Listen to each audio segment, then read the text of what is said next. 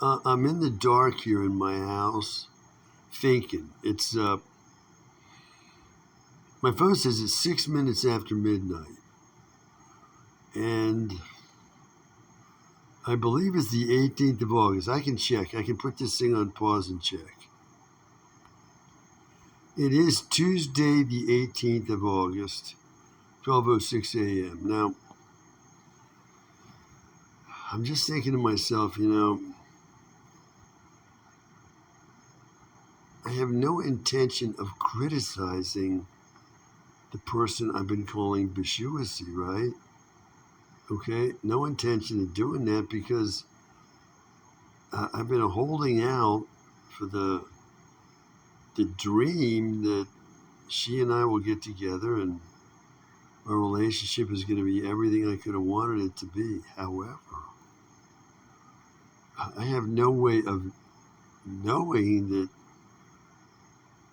this relationship is going to happen at all. And the fact that so much time has gone by now, over 3 years and 9 months, and not a single provable response from her that she even knows I'm alive. Or if she does know I'm alive, that she likes me. I mean, I've seen symbolisms in the way she dresses, in the way she talks, and so on. But let's face it, I cannot conclude from what I'm seeing that she even likes me. She might be someone who despises me, and I've given reasons why she might. Okay, so, I've been in a world where I've been so deceived across my lifetime, lied to and cheated and punished bizarrely, that no, I cannot assume that somehow this person who I don't know at all is the answer to my dreams. In fact, a lot of people would say it is absolutely crazy to think she might be. Okay, so I'm keeping alive the idea that she is all I could want her to be. Nevertheless, at the same time, I gotta admit that she might not be. I just have to. Okay, so I'm laying here in the dark thinking about how things like this have happened in literary models. Okay, and one model is the movie The Castaway, where this man, a highly successful businessman, he's nothing like me, right? He's kind of a big wig at Federal Express, right? And he's in a plane wreck, and he ends up on a deserted island somewhere, and he's lost. And he's lost for 4 years on that island, and he finally gets off that island, makes it back to civilization where everyone thought he had passed away, and didn't even have like a funeral service and everything. And his wife had remarried, had a child by another man, and had started a new life. So even though while he was a castaway on this island, he was continually looking at this wife's picture longingly and thinking about her and getting back together with her, when he finally does, he finds they're not going to get together. She's moved on, and it's over between those two. Well, there's an example of time getting in the way of a relationship. This guy disappears for 4 years. The wife moves on, and their relationship ends because of the amount of time that passes that separates them. I had another example here. Let me put this on pause, see if I can get it back in my head. Well, the second example is more like how I think the relationship I've been dreaming of with this person might end up if it doesn't work. Okay. The second literary model is from the movie Life is Beautiful by an Italian man. I don't recall his name offhand.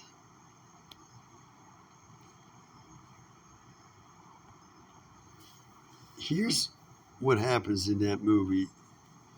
Like what may happen in this relationship between me and the person I've been calling Bishuasi. In that movie, this Italian man who's from the country in Italy goes to this small city somewhere in Italy, and I don't know, he goes from the country to the city because he's a young man and he's looking for employment, I guess, and he works with his uncle who's in the restaurant business. And this is in the 1930s when anti-Semitism in Europe is building toward the concentration camps.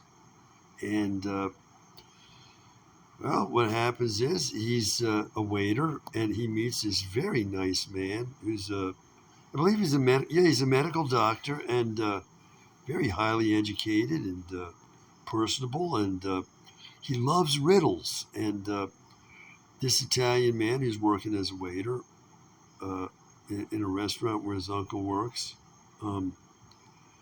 he likes riddles too, and so the two share this interest in solving riddles and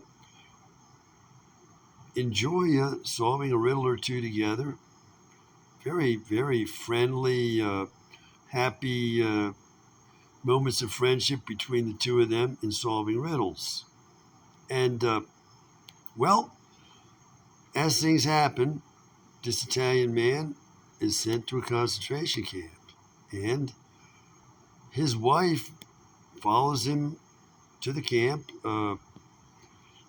asking herself to be admitted, even though she's not Jewish. She wants to be with her husband, so she's imprisoned along with him and their little son. He's imprisoned as well. And, well, this man finds himself in this concentration camp, and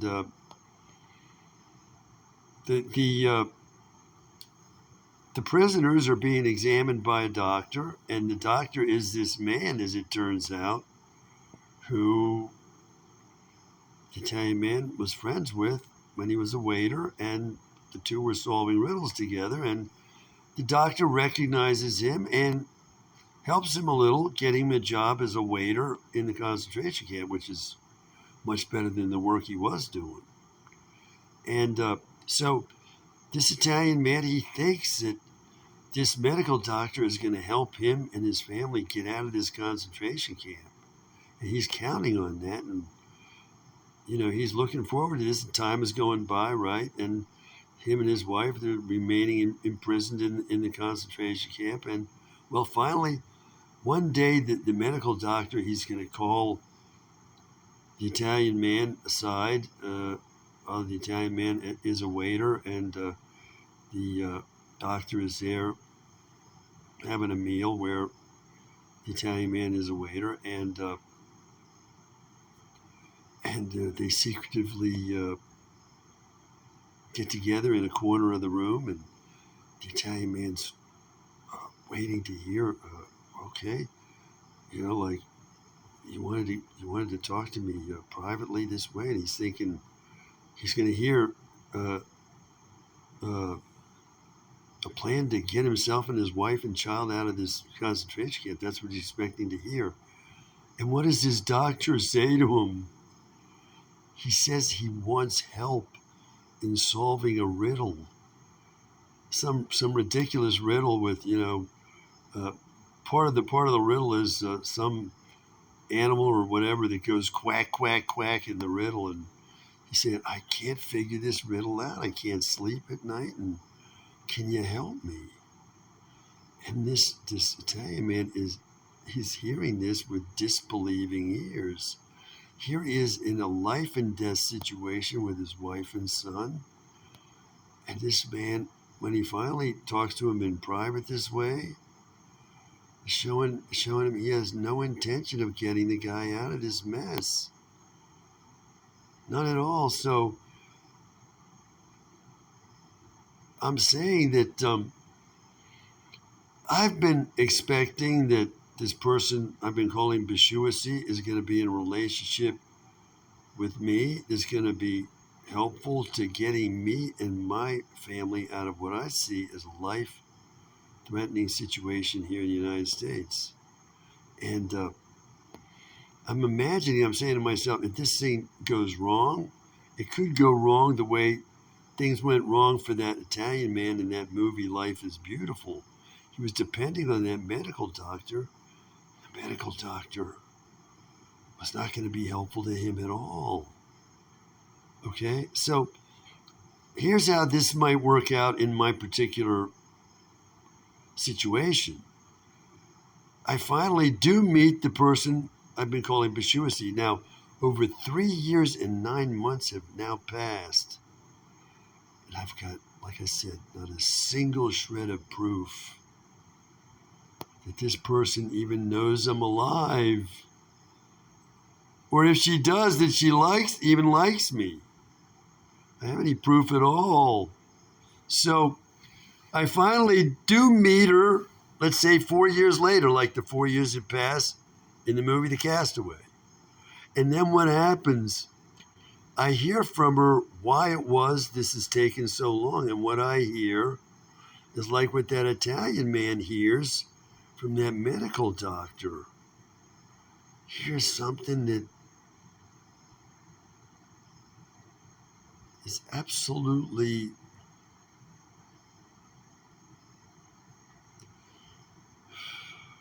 beyond belief in its inappropriateness to what that man needs from that medical doctor. He needs a way out of that concentration camp, and he's not going to get that from that doctor.